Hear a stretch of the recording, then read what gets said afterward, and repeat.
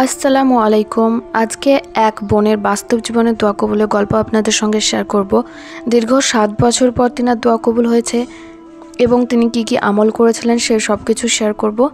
তো উনি লিখেছেন, আসসালামু আলাইকুম আপু, আমার একটা দোয়া দীর্ঘ 7 বছর পর আল্লাহ কবুল করেছেন, কিন্তু তখন আমিও বেশ ছোট ছিলাম।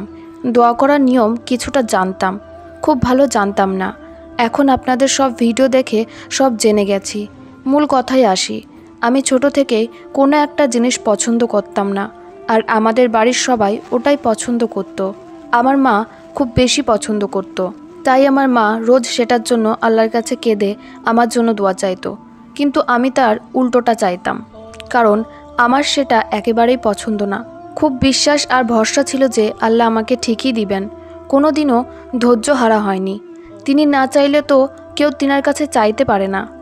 একটাই ভয় লাগতো, মা রোজ ফজরে কান্না করে দোয়া করত, আর আমি জানি আল্লাহ সন্তানের জন্য মায়ের দোয়া ফিরিয়ে দেয় না।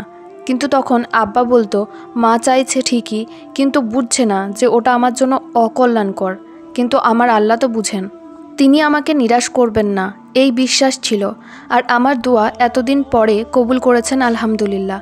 এখন অনেক ছোট বড় দোয়া কবুল হয়েছে, কিন্তু আর একটা বড় দোয়া কবুলের অপেক্ষায় আছি।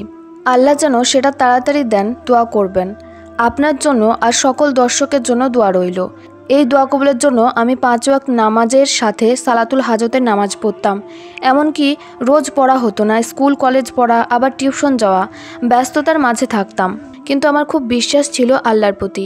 আর ফজরের নামাজের পর বেশি কান্না করে দোয়া চাইতাম। রমজান মাসে রোজা করে চাইতাম, ঘুমানোর সময় কান্না করে করে চাইতাম। এখন মাই বলে ওটা পাইনি, ভালো হয়েছে, না হলে আমার মেয়ের কপাল অনেক খারাপ হতো। আমিও বলতাম, আল্লাহ উত্তম পরিকল্পনাকারী মা। আমি দোয়া কবুলের সময় মা ও আব্বুর জন্য বেশি বেশি দোয়া করতাম। উনি কি চেয়েছিলেন, দোয়াটি কি ছিল, আমি জিজ্ঞেস করি। উনি বলেন, আমার একটা জায়গায় বিয়ে দিতে চাইতো, আমার পরিবারের সবাই রাজি, আমাদের আত্মীয়দের মধ্যে, তাই ছোট থেকে শুনতাম। ওরা এমনিতে সব দিক থেকে ভালো ছিল, কিন্তু আমার মন ছিল না, কেন জানি না। এটা হয়তো আল্লাহর কোনো পরিকল্পনা। এখন আমার পরিবার এবং বাকি আত্মীয়রাই বলছে বিয়ে হলেও অনেক খারাপ হতো। নাম প্রকাশে অনিচ্ছুক এক বোন। বাংলাদেশের ছাত্র সমাজের জন্য আমার মন থেকে অনেক বেশি দোয়া। কিছু ভিডিও ফটো আমি ফেসবুক থেকে দেখি। এখন কিছুদিন ধরে বাংলাদেশে কোনো আপডেট আমি পাচ্ছি না। দর্শক, আপনারা সবাই বাংলাদেশের জন্য দোয়া করবেন। আল্লাহ যেন বাংলাদেশের শিক্ষার্থীদের রক্ষা করেন, আল্লাহ যেন তাদেরকে বিজয় দান করেন। আমার প্রতিটা মোনাজাতে তারা সামিল আছে। আপনারা প্লিজ শিক্ষার্থীদের পাশে দাঁড়ান।